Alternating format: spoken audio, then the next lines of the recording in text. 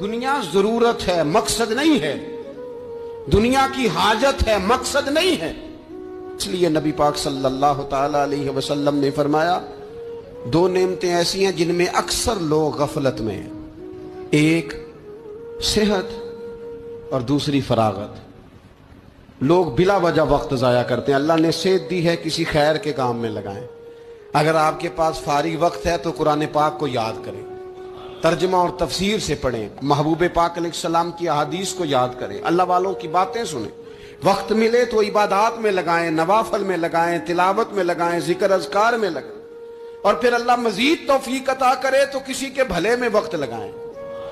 گلی سے کوئی کانٹا اٹھائیں، کوئی روڑا اٹھائیں، کوئی کسی کی مدد کریں، لیکن یہ غافل ہونے کی علامت ہے کہ اپنے وقت کو ضائع کرنا